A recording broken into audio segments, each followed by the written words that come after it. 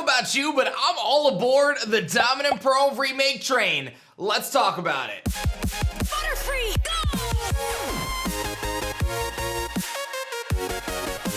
Yo, whoa, what is going on YouTube? It's your boy Dan, aka Drive. I bring you guys a brand new video today, and today we're gonna break down 5 amazing features in the Pokemon franchise that we want to see return in Diamond and Pearl remakes. If you guys didn't catch my video yesterday, there's a lot of reason to believe that we are getting a brand new main series game in 2021, and I am all aboard the Diamond and Pearl remake train. I really don't see how they do anything other than a Diamond, Pearl, or Platinum remake, and I think we're going back to Sinnoh, baby. If you agree with me or you're excited about this video, hit that like button down below, and make sure you guys subscribe to the channel if you guys are new. Shout out to you guys. We just hit 700,000 subscribers, which is incredible, and we're on our way to 1 million. So be sure to subscribe, as YouTube tells me about 50% of you guys are not subscribed, so let's change that right here, right now. But without further ado, let's break down these features, and I'm actually really curious what you guys think. What do you want to see most return in Diamond and Pearl?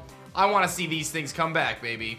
So the first thing for me has got to be the Poke Radar. The Poke Radar was a shiny hunting tool or device that was utilized in the Generation 4 games that allowed players to use a grid style mechanic to essentially shiny hunt through kind of researching through this chaining mechanic. It was probably the kind of original shiny hunting method, and it was brought back in Pokemon X and Y in the Kalos region, and it was the most difficult shiny hunting method, I would say, up to this point. But once players were able to kind of become acclimated to it, it became incredibly rewarding, as if you got a chain of 40 or more, you actually had a very significantly high chance to find a shiny Pokemon. I think that if they created some sort of hybrid with the Poke Radar and maybe the Dex Nav and kind of blended them together, that could create for a great experience for players and shiny hunters alike. I think it'd be a really, really big addition to the new series games, and it's very hard for me to believe that they're going to take the Poke Radar out if they do a Diamond and Pearl remake. One of the biggest disappointments about Pokemon Sword and Shield is the lack of shiny hunting methods, and while the Crown Tundra did give us the new Raid Den Adventure system, the shiny hunting methods in general are definitely lacking. So I hope that the Diamond and Pearl remakes or the Sinnoh remakes do bring back not only the Poke Radar, but do show a lot of feature and highlighting towards the shiny hunting community, because it is one of the best ways for players to get a lot out of the game in terms of the post-game content.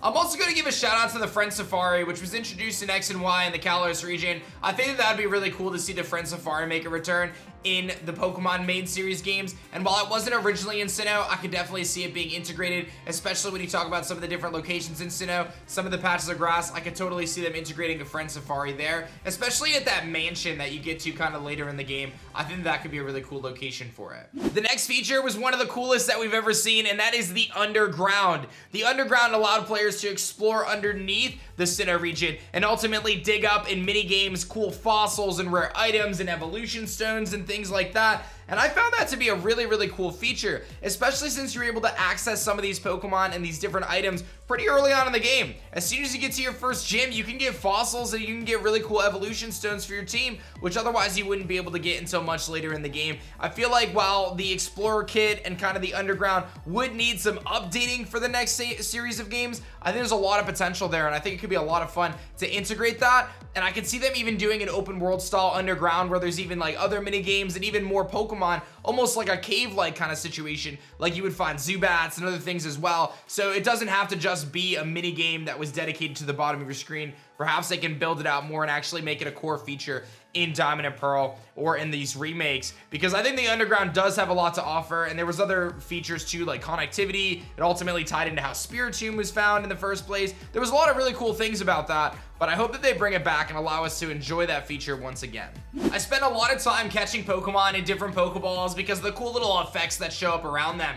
But the Sinnoh region and Diamond and Pearl brought a feature called seals. Seals were a way that you can actually add these little stickers onto your Pokeballs and create new effects when they're sent out. It allowed for a lot of customization, and if you got a cool shiny or cool Pokemon, you could throw these different seals on the Pokeball to have these incredible effects. There were hard seals and star seals, line seals, smoke seals, foamy seals, fire seals, all sorts of stuff. I mean, there were a ton of different seals that had different confettis and stars and smoke clouds and all sorts of stuff, musical notes and everything else, and it allowed the trainers to kind of have their expression shown in the game. And it feels like Pokemon sometimes take steps forward with trainer cards and cool things like that, but they take steps back by not allowing us to have custom poses for how we throw our Pokeball and how those Pokeballs have those seals. So I really hope that they kind of take a little bit of a remembrance back to some of the old stuff they did with seals and also custom Pokeball throwing animations, which they had in Sun and Moon and Alola. They took some of those things out of Sword and Shield, and I would really like to see them introduced again for a Sinnoh remake, because I feel like that kind of customization, not only the trainer customization, but the Pokeball customization,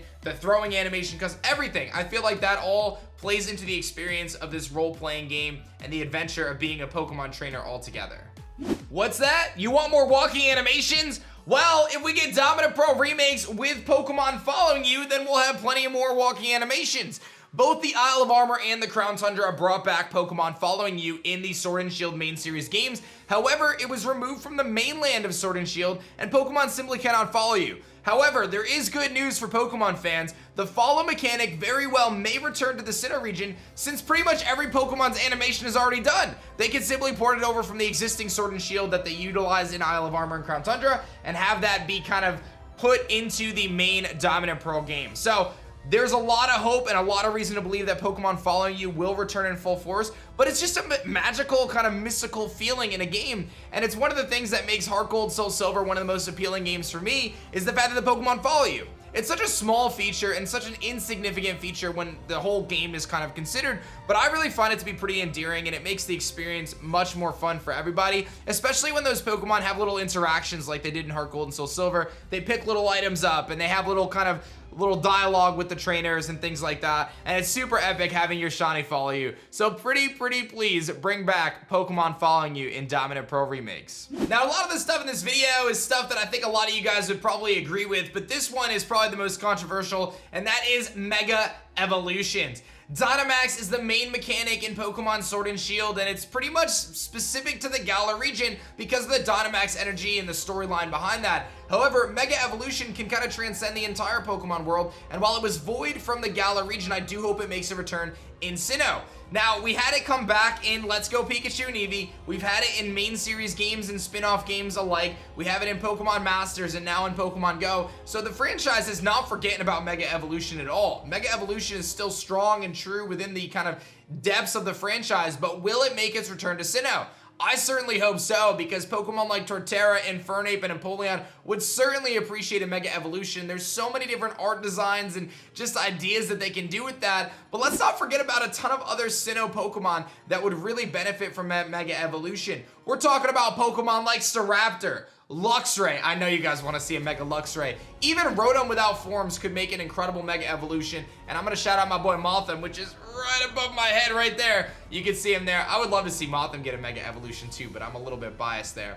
I'm a big fan of Megas, you guys already know that, and while Dynamax is a cool mechanic, I do hope we see Megas return in the Sinnoh remakes, because I think that that's what the Pokemon franchise would really benefit from, and I think most fans probably agree, because it's a really cool mechanic, and I think a lot of people want to see those Pokemon reimagined. Unfortunately, Gigantamax just doesn't cut it. It doesn't have the same appeal as a Mega Evolution does, especially from a lore or story perspective, so hopefully they integrate that in to the Sinnoh region in these potential remakes.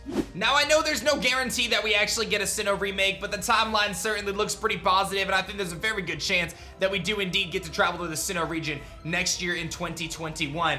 I, for one, am super excited about it, and I'm all aboard the hype train, even though it's a little bit early. I'm still pumped about it. I hope you guys are as well. Hit that like button down below if you guys enjoyed this video. Subscribe to the channel if you guys are new, and let me know what your thoughts are. Do you think we are indeed getting those Diamond Pro remakes? And what do you want to see in those games that's different from what we have, or a feature returning in the future? Let me know what your thoughts are. Show some love, and I hope to see you guys on another video. Thanks for watching. I'll see you guys next time. Peace. If you guys enjoyed this video, you should check out this one right here. Definitely check this one out. Otherwise, this one's pretty good too. Check out one of these two videos, or they're never gonna make a Pokemon game ever again. Seriously, my uncle works at Nintendo and he told me.